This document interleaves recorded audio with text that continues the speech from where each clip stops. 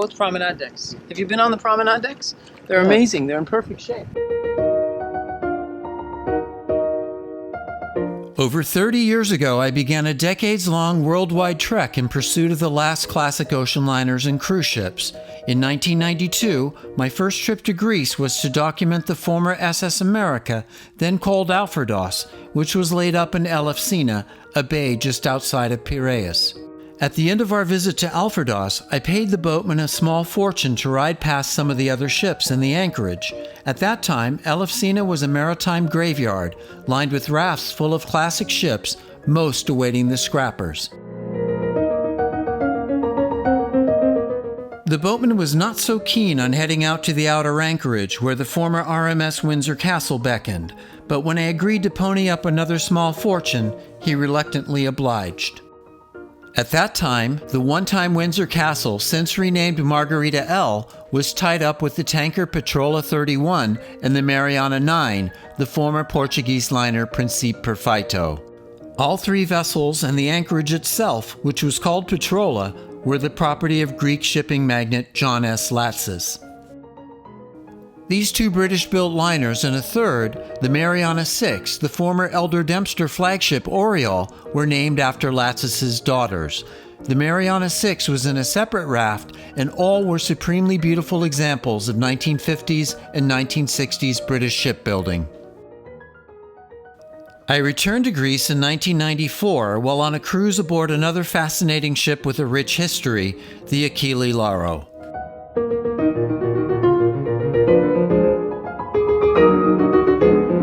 This time, I did my homework and contacted Latsis' offices, who sternly declined my request to visit his ships. Nevertheless, I hired the reluctant boatman for another expensive ride into the Elefsina and Petrola anchorages.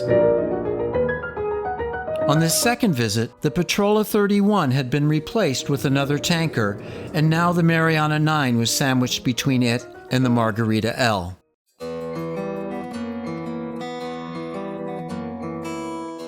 At this point, I suppose I should explain that the reason the boatman was so reluctant is that photography in this bay is strictly forbidden due to a nearby military base. At that time, especially with heightened tensions with Turkey, it was considered a mild form of espionage.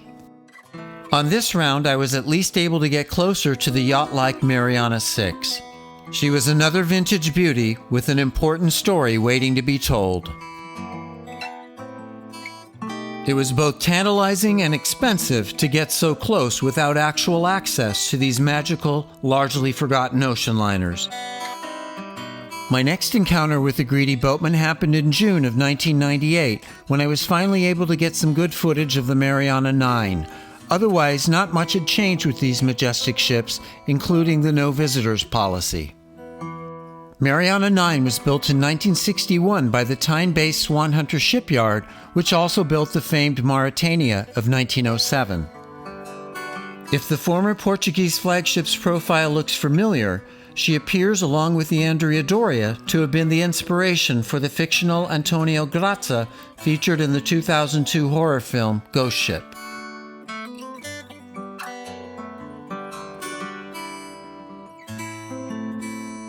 In late 1998, a small miracle happened when all of Latsis' former ocean liners appeared on a shipbroker's listing.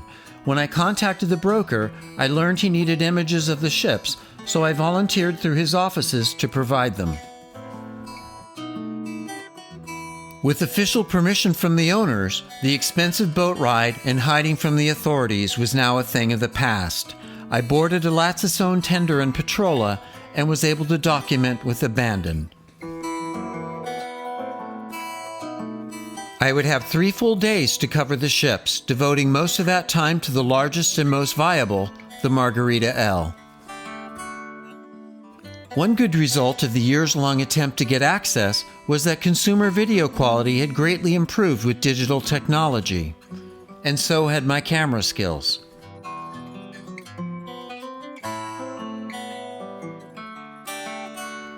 When the tender made its final approach to that long gangway, I felt a tremendous thrill. After all these years, my dream was finally being realized. I was actually going to walk the decks of the former WINDSOR Castle.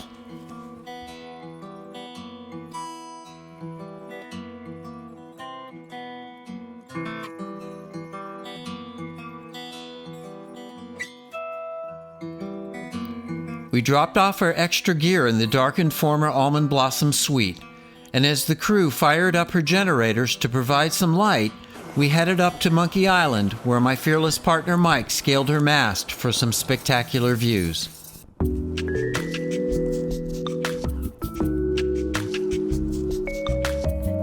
Being terrified of heights can be very inconvenient in the world of ship chasing. It always helps to have a friend who is willing to scale masts and funnels in times of need. Especially from Mike's perspective, the Margarita L seemed to stretch on forever in both directions. No less than 7 layers of superstructure unfolded to the point of her long bow. Meanwhile, I shot what I could from the less lofty perspective of the flying bridge.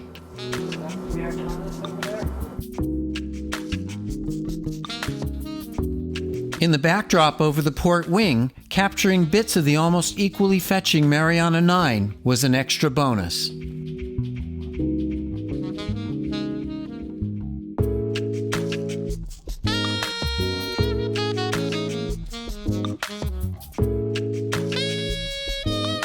In the distance over her stern, acres of open deck space, including pools and lidos for both first and tourist class, beckoned.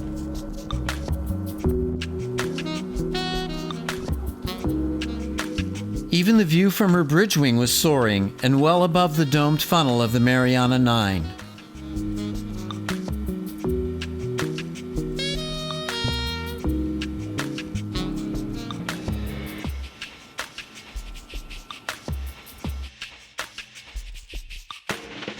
The Wheelhouse was a perfectly preserved and still functioning nautical display, with its classic brass Siemens telegraphs, a teak and brass steering station, and teak flooring.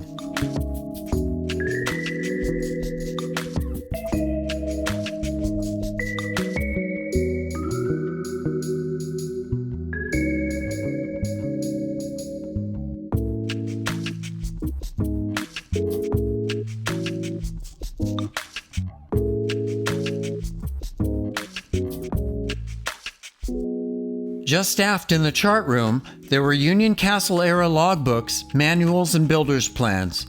Next stop, Cape Town.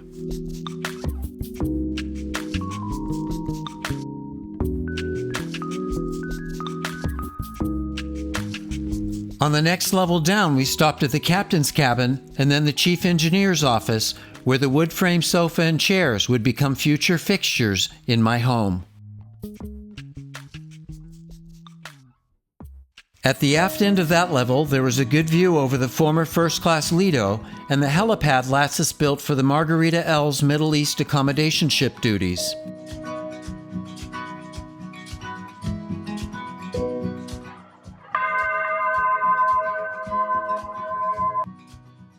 On bridge deck, in the shelter of the first-class game space, there was a nice view of the exquisitely tapered bridge wings and upper superstructure.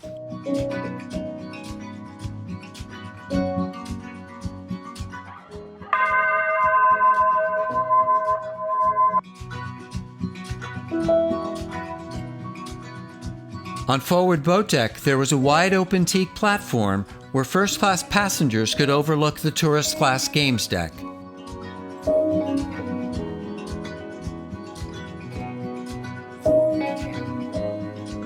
Open promenade stretched aft under a canopy of lifeboats on boat deck. At the aft end of boat deck, we discovered a large suite had been added in the space once occupied by the first-class playroom.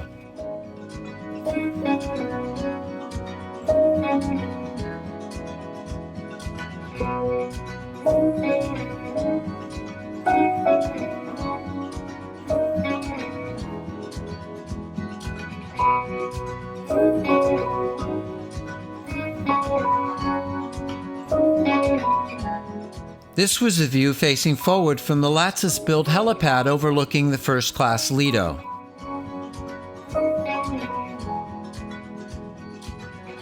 And from the same spot, this was the view facing aft over the neglected tourist-class Lido.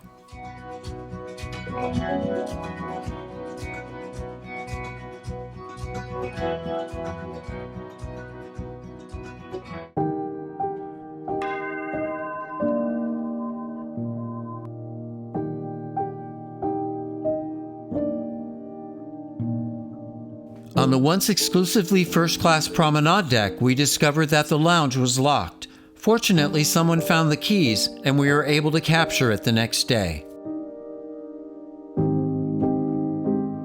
At some point, the once handsome and distinctive space was made over with drab and generic furnishing.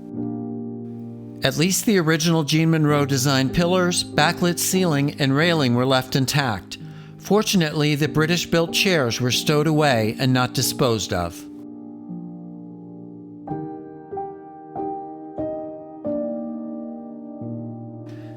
Sadly, the aviary sculpture by American artist Charles Lynn Tissot was gone. We would discover remnants of this Murano glass fixture in the former tourist class lounge on the deck below. Tissot's work also appeared on the SS United States in the cabin class lounge and in the first class private restaurant. Even with its rather dull modifications, the lounge was a lovely space with a sunken dance floor and forward-facing views through full-length windows.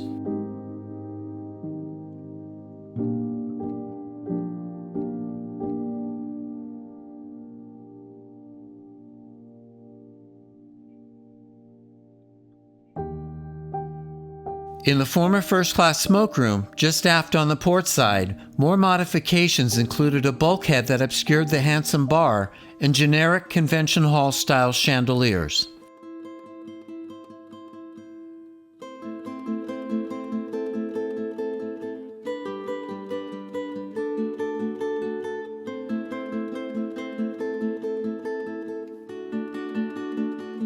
In the gym just a bit farther aft, the equipment hadn't been updated since the ship's completion in 1960. There were wonderful sheltered teak-lined promenades on each side that sadly hadn't seen a proper deck chair in over 2 decades.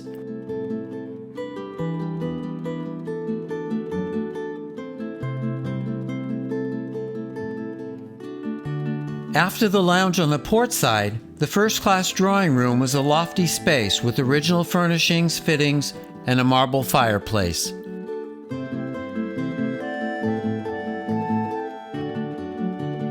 In the circular first-class card room that followed, I was surprised to discover that the draped ceiling was actually made of plaster.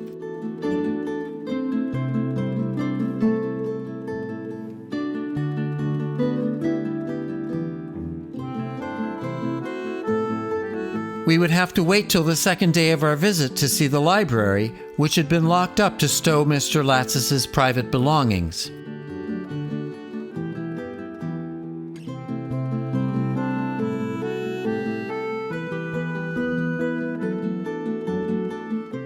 In the first-class Lido, also called the Veranda Cafe, which was rarely photographed in the ship's Windsor Castle period, most of the furnishing, other than some cocktail tables, looked of recent vintage. This airy space opened onto the first-class pool via sliding glass windscreens. Reputedly, the first-class pool area functioned as a garden with potted plants when the Margarita L was in Saudi Arabia, serving as an accommodation ship for refinery workers. At the far aft end of Promenade Deck, a brass bell presided over the tourist-class Lido.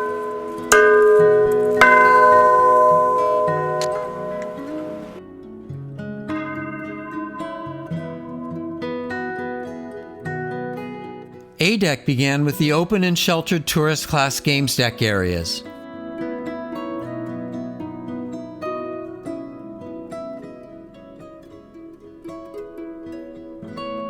In the tourist-class lounge that followed, almost everything was like it was in the Windsor Castle era.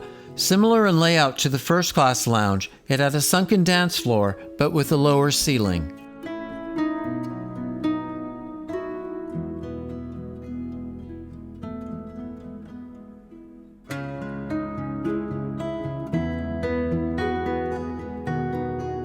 The Murano glass remnants of Charles Lynn Tissot's aviary from the first-class lounge were now mounted on the aft bulkhead.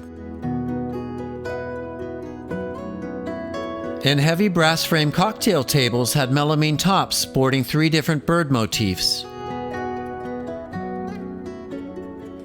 From here, A-Deck was divided into port and starboard sides, with the starboard given over to the ship's top accommodations. The most lavish stateroom, the Almond Blossom Suite, had 2 bathrooms, a walk-in closet, a large living room with a fireplace, and a separate bedroom. This was Mr. Latsis' private residence when he spent time on board.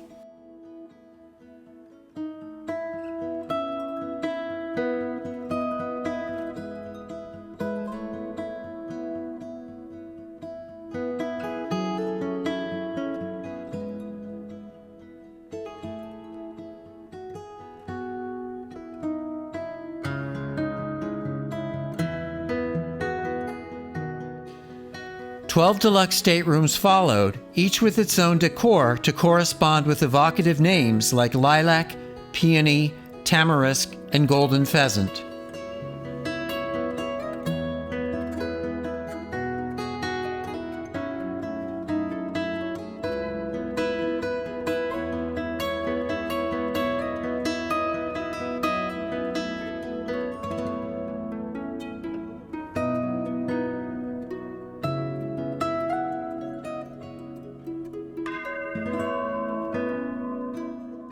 On the port side of A deck, a lineup of tourist-class public rooms began with the tourist-class library.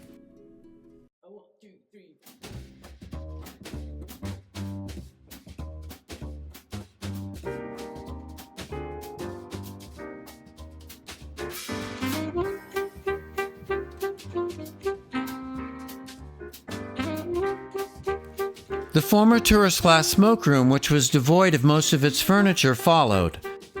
Laid out in 3 parts, it was designed by Michael Lynchbald, who would go on to design the interiors of the QE2. The rotunda, or middle portion of the room, had ship models in each corner, a bronze hookah astrolabe centerpiece, and a ceiling with the Camello Pardalis constellation, presumably a tribute to the Camel Laird shipyard that built the RMS Windsor Castle.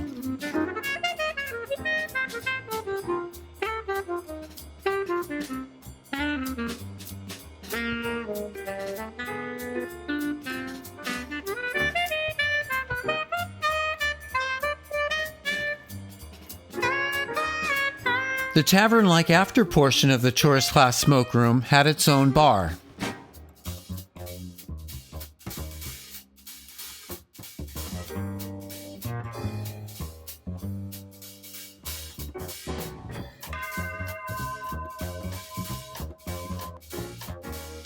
A large shelter deck area just aft was formerly the tourist-class dance space.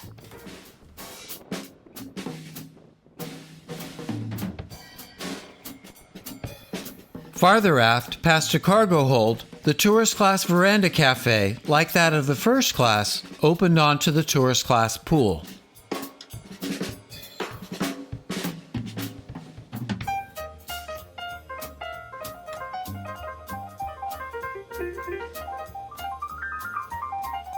This is a view facing forward over the former tourist-class pool area from the platform above the tourist-class playroom.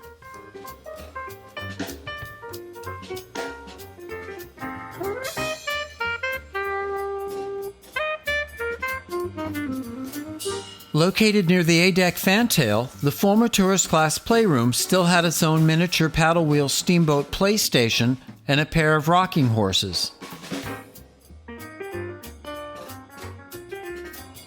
At the far aft end of A-deck, a narrow platform extended all the way to the fantail.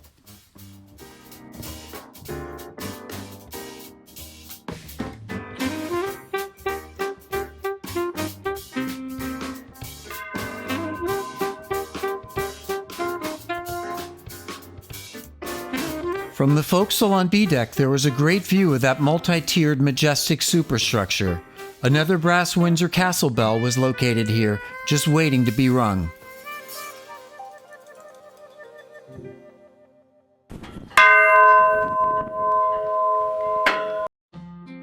We explored some of the accommodations on B-deck, beginning with a pair of former first-class cabins, which were original down to their Union Castle Line blankets. On this level, the first-class cabins had large brass frame picture windows in lieu of portholes.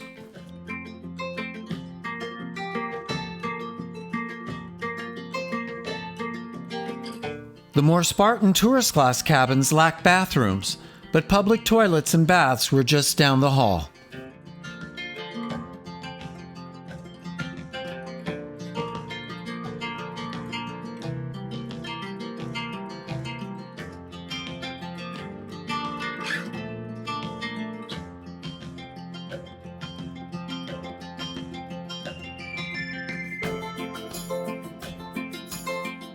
After the accommodations and just outside the infirmary on B deck, there was a mooring area on the fantail.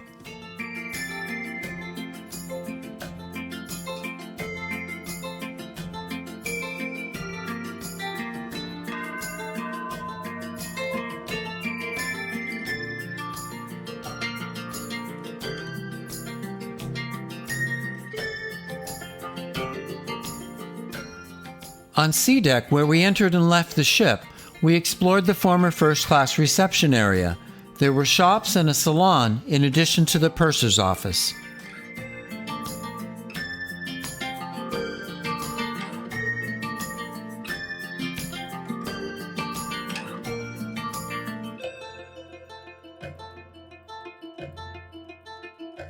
Farther aft, the unchanged cinema once screened first-run movies for both classes.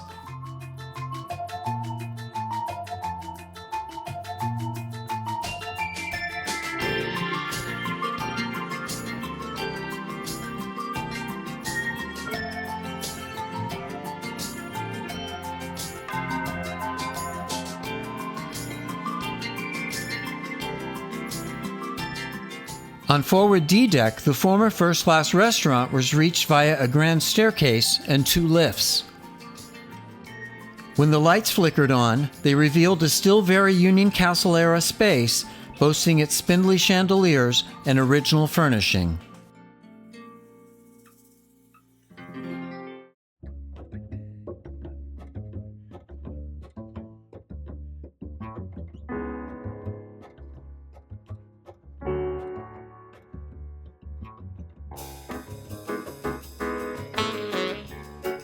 A painting of the actual Windsor Castle by Felix Kelly, a favorite artist of the ship's designer Jean Monroe, still loomed over the captain's table.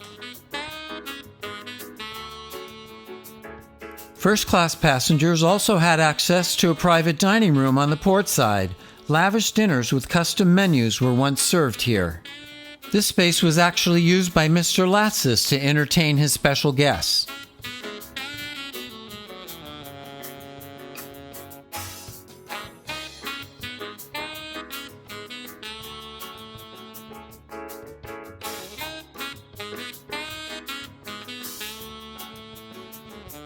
We then crossed aft into the galley spaces, which eventually led to the former tourist class restaurant.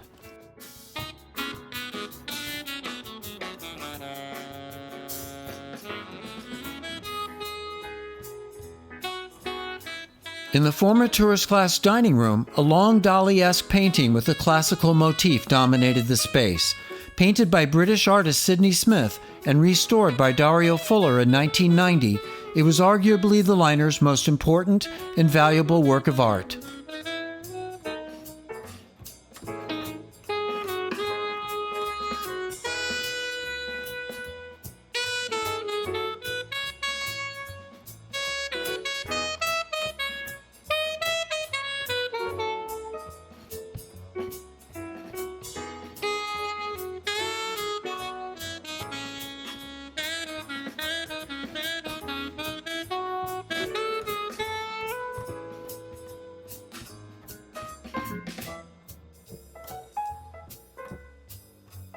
On the second morning, we visited the machinery spaces, beginning with the fuel-hungry Babcock & Wilcox boilers.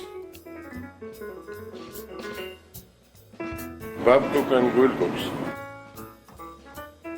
The ship's Pamatrata turbines powered twin screws at a maximum service speed of 22.5 knots, or 26 miles per hour.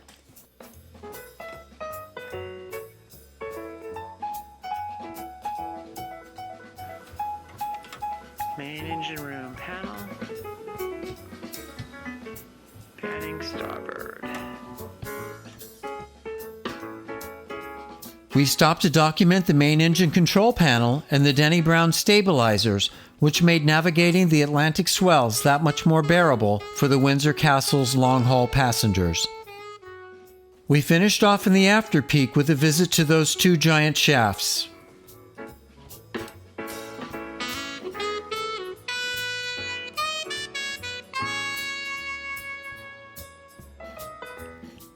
When I left the ship on that cold December afternoon, there were still hopes that she might be preserved.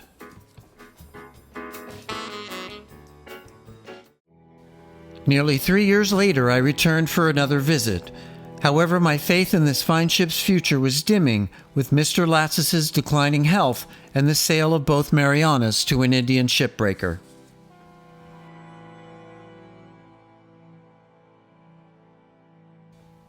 On board Margarita L, little had changed, aside from a stowaway funnel on her afterdecks. It was intended for the Europe, an aborted super yacht that was being converted from the former DFDS ferry England that sank on the way to the Indian scrappers in early 2001.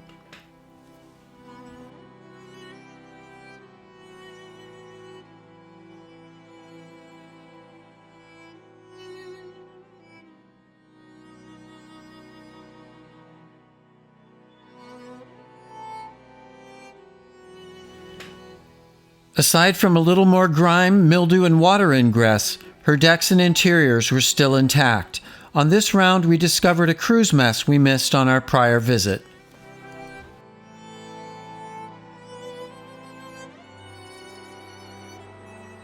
A campaign to bring the former Windsor Castle back to the UK as a floating museum and hotel went nowhere, thanks to a lack of funding and public interest.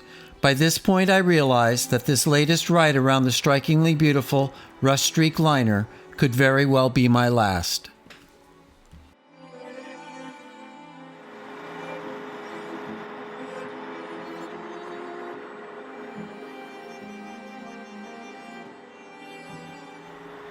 In 2003, the death of John S. Latsis pretty much spelled the end of Margarita L. Scrap prices were steadily rising, and by 2004, the ship was finally sold to an Indian shipbreaker. With the shortened name of Rita, she sailed off to Alang in the spring of 2005, finally arriving at the vast breakers beach in July.